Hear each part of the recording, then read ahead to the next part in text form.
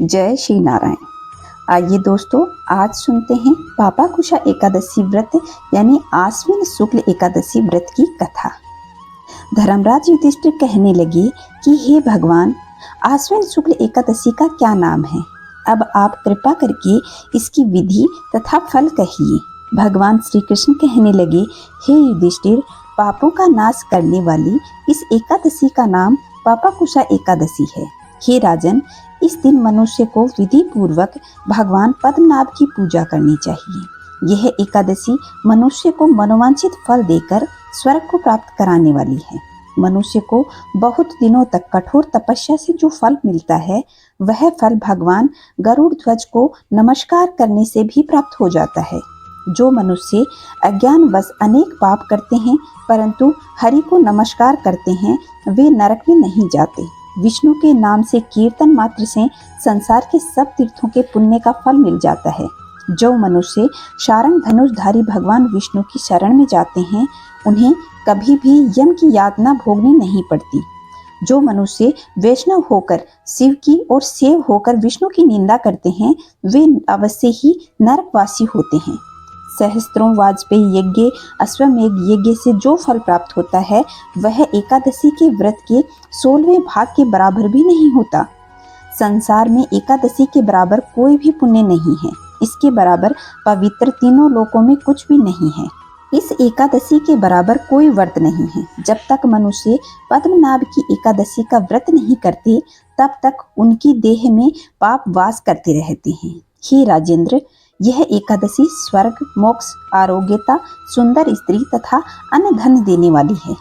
इस एकादशी के बराबर गंगा, गया, काशी, कुरुक्षेत्र और पुष्कर भी पुण्यवान नहीं हैं।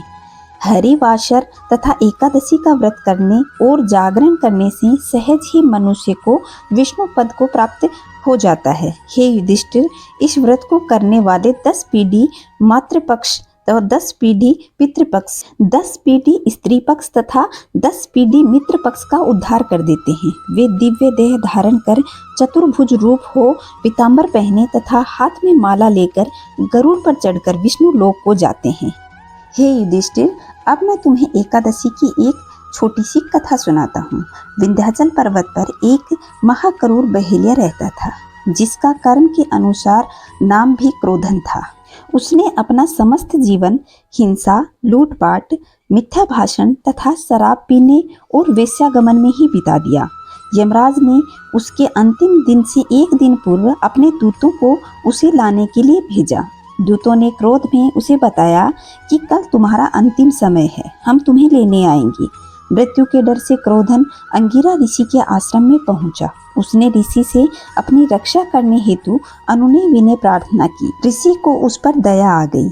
उन्होंने उससे आश्विन शुक्ल की एकादशी का व्रत तथा भगवान विष्णु के पूजन का विधान बताया। संयोग से अगले दिन ही एकादशी का व्रत था, तो क्रोधन ने ऋषि के द्वारा बताए अनुसार एकादशी का विधिवत पूजन और व्रत किया। भगवान विष्णु की कृपा से वह विष्णु लोक को गया और उधर यमदूत हाथ मलते रह गए।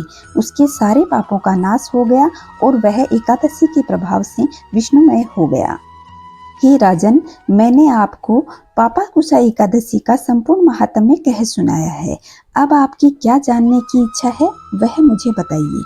तो दोस्तों, यह थी पापाकुशा एकादशी यानी आश्विन शुक्ल पक्ष की एकादशी व्रत की कथा।